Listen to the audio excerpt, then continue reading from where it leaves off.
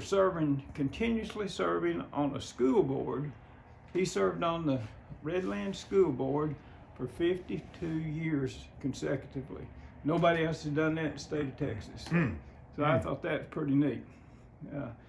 Then, anyway, after he deeded his property to his people, well, he moved into Tyler, and he and one other man built a cotton. Well, let's see, what did they call it? It was anyway, they spun cotton into fabrics, and it was very successful, but only operated about 8 months because one afternoon it caught on fire and burned to the ground. And it didn't break him financially, but mentally and physically it tore the man up. And he passed away about 6 months later, and that was in 1868. And at that point, his wife and family moved back here to the plantation, lived here till her death in 1881. She left it to her kiddos, and then they sold it out of the family in 1890 to some people named Beam, and they owned it till 1906. And in 1906, there was a man from Missouri, a guy named Gates, and we don't know a whole lot about Mr. Gates. He represented a lot of moneyed people, and they just indiscriminately bought up land everywhere, and they happened to buy this 200 acres. And they owned it until 1952. And in 1952, there was a little Tyler lady, she and her husband, they were coming back from Dallas, and he said, why don't we take that new road from Canton to Tyler, which is Highway 64? You know, we think of roads that have been here forever, but they hadn't. This one put in until 1952. So anyway, they decided to take the road. They're driving along. They get by this house, and Mrs. Windsor looks up and sees it, and she said, I've got to have it. That's my project. Well, the reason she needed a project, that year and a number of years, she was the national director of garden clubbing. And that year, the national theme was restoration. Well, everybody else bought them a table or a chair to restore. And this is what she bought, your dream home. Isn't that a beauty? That was this house in 1952. It was 98 years old at that time. And the chimneys had fallen off, but all the brick was still here. So she had them re-clean it and reuse it because all the brick in this house was made here on the plantation. And one of the columns had fallen off, and it was just laying in the front yard deteriorating. And she shipped it to Atlanta, Georgia to have it rebuilt. And everything else, so they pretty much got locally. And but she restored it the way it had been in 1854. So there's no electricity or plumbing or kitchens, baths, any of that good stuff. Well, when we moved down here 21 years ago, we lived in the house across the road over there, but my wife decided, well, she really wanted to live in this house. And I said, well, we can sure do that. I see a couple of problems. One, there's no electricity and there's no plumbing. And for what, I think it's a woman thing, but whatever it was, she decided she wanted a few of those amenities if she was gonna move in. So anyway, what I did, I didn't want to disturb any of the rooms the way they were, and so I added 7 feet to the back of the house and went up 2 stories with it. And downstairs, I created me a little office, a elevator, powder room, and utility room, and then upstairs 2 bathrooms and a seating area. And I'll point those out as we go, but I hope you couldn't tell it if I didn't tell you. Okay, any questions at this point? Still? And I have a question, but he already asked. Oh, okay. Okay. Well, come on in. This is our parlor. It was also their parlor. I'll tell you what, All of Terry, our you film. furniture in the house is American. Most of the glassware is American. Some of it European, and all of our mirrors are French. So that'll give you an idea as we're going through. Okay. Come on in. Make sure you keep it on wide and stay. Keep me in the picture. Ma'am, I'd like to talk to you about this when we finish. All right. Make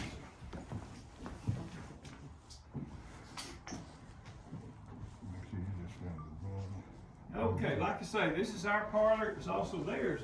And back then, the only heat in the house would be from your fireplaces. And the women always wanted to get close, but back then they couldn't get very close because their makeup is all made with wax and their face would melt. So they'd use this little fella right here. This is called the ladies' fire screen. And this screen adjusts up and down this rod, and they'd put it between their face and the fire so they could get closer. And this is an épergne, which is French for flower basket. They all had some place to put flowers and some place to put like sweets or shortbreads or something like that. And you'll see them in every room. They're all different. There's a little blooming over there, but they all look different. And of course, we're decorated up for Christmas now. And this, of course, this little tree isn't always out. And I have two of these. One's in the back hall. You'll see it in a little bit. But these are called feather trees. They were made in Germany between 1840 and 1850s. And what they did, they would take goose feathers and split the spine and dye them green and twist them onto a wire. So all your limbs are made out of goose feathers. Oh, really? Oh, wow. That is amazing. And if the one in back, yeah, the one in back has some of the limbs are starting to turn white. I guess they didn't have as good a dye. So I don't know, but I think those are That's really pretty neat. They're hard to find, nearly impossible. That's pretty neat. Get some good stuff. And these are Victorian rose bowls, and nearly everything that the Victorians had were not only beautiful, but they were functional. And this was no exception. And what you do, you cut the rose stem, and you lay the stem in with the rose out, and put one in each of these creases, and it makes a round circle. Then you put another layer and another layer, and all of a sudden, you have a ball on top like below. But by doing that, it holds the outside petal or charged petal of the rose together, and it would stay in here for like 2 weeks instead of 2 days. So, and my wife believes if one's good, a fleet's better. Gotta have a whole bunch, huh? Yeah, we've collected this period antique for 55 years now, and we've gone every place collecting, and it's Good condition. it's really funny though. But Carolyn says now her furniture is happy because it has some place it should be. I tell her it doesn't know if it's happy or sad. It's sitting there, but she's convinced it's happy. So see her, tell her your furniture really looks happy today. I love the color of the walls in here. Now the color, I'll tell you about that. The colors that are in all these rooms are all of the period. Right. Now Okay, they that's may not have beautiful. been in any one particular room except this yellow in the entry hall. I'm positive that was the right color because when I was redoing a lot of it, I had to pull the baseboard off and they painted that one all the way to the floor before they trimmed it. So I know that was the right color. Any other questions in here? 'Cause I'll be glad to try them. No, you're doing a great job. Yeah. Thank you. Great job. Okay, well, I hate to tell you now, it's time to go to the Carol probably didn't tell you, but we have tests as we go through. And this is the first one. Y'all know what these are. Like candles, Right?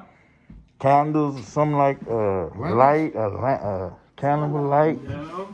They got a fork hanging on them, Yeah. so it's in tongs. So it's These something are- to do with food. These are Victorian pickle casters. This is Oh. what they serve. Y'all don't serve your pickles in there? No, you undo the jars. Yeah. Jab it with the fork. They had silver things for everything. These just happened to be for pickles. Man. Occasionally, I'll have golly. somebody that'll come through and they'll know what they are, and I say, okay, you're right, but I got another question for you. What's the deal with these pieces of paper in some of them? Well, they don't have a clue. And I tell them, those are different granddaughters that have claimed this. Okay, this next room that we're going in was a bedroom, the way the house was built originally. Today, though, it's our game room, our patriotic room, and our library. So come on in. You got nothing to do? Yeah. And I said it's our game room. We're not politically correct. We don't. You either win or you don't get a trophy. Everybody doesn't get trophies. I'm so sick of that mess. Man. And I'll point out a couple of things in here. These pictures are kind of neat. There was They a are. monthly publication that came out between 1885 and 1915 called The Judge. And it was political, but it wasn't Republican or Democrat or Whig or whatever. It was just political. And it had a centerfold. These are two of the centerfolds. I love this top one. This is 1908, poor Republican elephant. He's crying. He's all shackled down by the national debt of $60 million. What? 60 That poor million? sucker would be under the ground You ain't today. joking. You ain't joking. Okay, got a little test for you here. That Was that pipe? look like a pipe. Like some kind of Musical instrument. Oh, warmer? I don't know. something you blow through. Yeah, looks like. What is Okay, it? I'm gonna give you a hint. Oh, Oh. hearing. Oh. Really? Put it up to your ear. Man, that thing is. Ooh.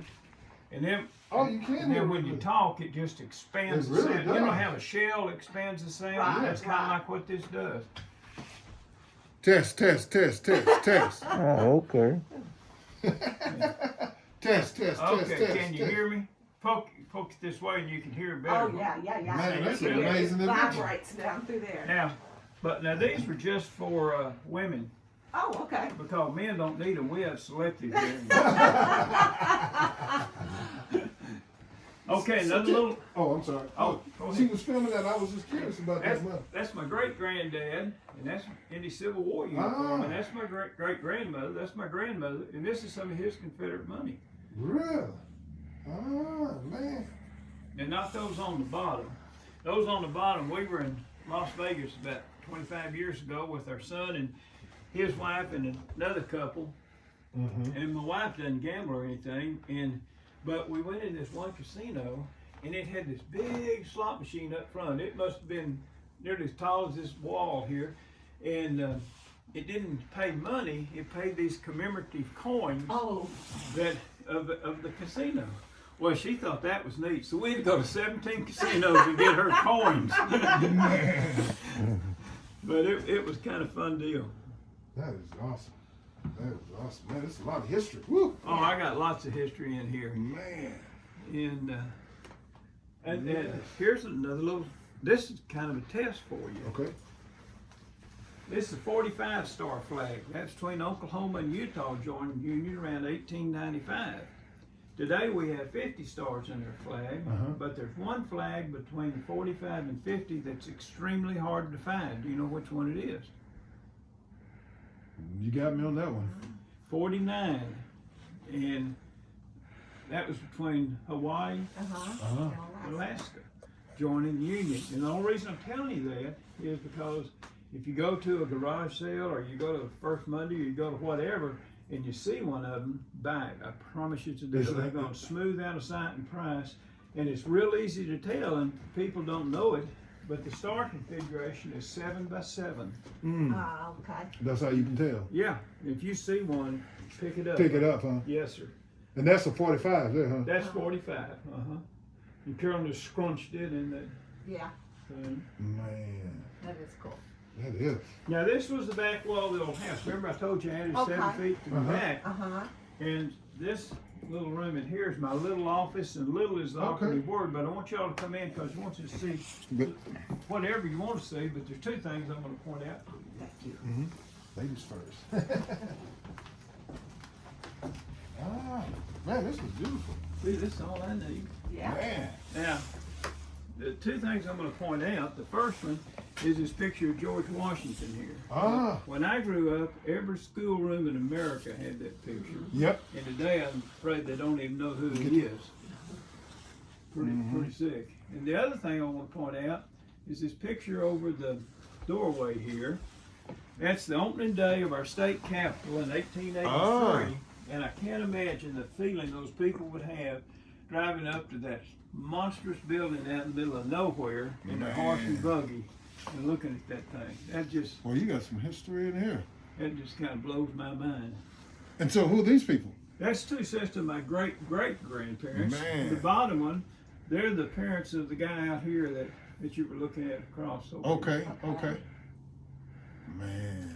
This is It's real awesome. funny. Different people collect different things, or keep different things. My Yes. family kept everything. Kept everything. Carolyn's family, well, they chunked it all. Yeah. You know. Yeah. And nothing wrong with that. I mean, Yeah. that's just what Yeah. people did. That's it. Yeah. That's it. That's it. That's it. In That's it. fact, when we first started collecting antiques, her parents said, "What are you doing that for? That's the stuff we got rid of." In 10 years that we started, they were starting to love it. Yeah. Man. Yeah. Boy, I hope you keep filming, man. Yeah. Now, see, Eric, this is what you need. got, yeah, this is something that you have to have, you gotta have a complaint form so people can fill it out. I like that. I like that. And this house, this is a good piece of history.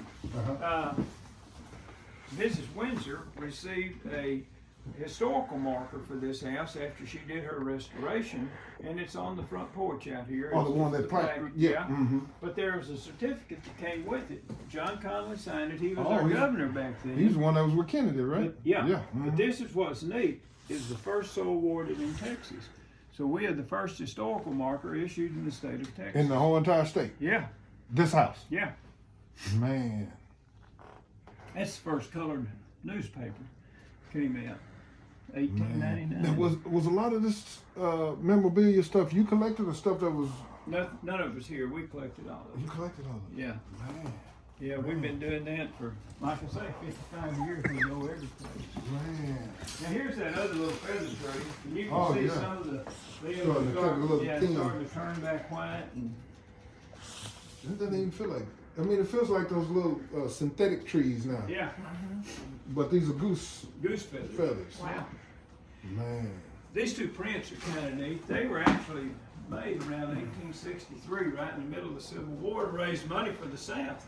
And this is George Washington and all of his generals, and the corresponding picture over there that outlines numbers and names them all. And this is Martha Washington at a reception, and a similar picture over here. Carol's in the Daughters of the American Revolution, and I'm in the Sons. And we were showing these a bunch of years ago to one of our son-in-laws, and he said, well, I wonder if my how many great-granddad would be in one of these? And I said, well, Rusty, why do you think he would? He said, well, he was the signer of the Declaration of Independence, and his name's Dr. Benjamin Rush. And sure enough, he's in this picture. He's in the picture. Oh, wow. And I didn't know anything about Rush at the time, and I've gotten some books on him since. And he was a medical doctor during the Revolutionary period, but his job was he carried correspondence from Washington out to the field. That's what he did for his. Man. Now, where I'm standing about right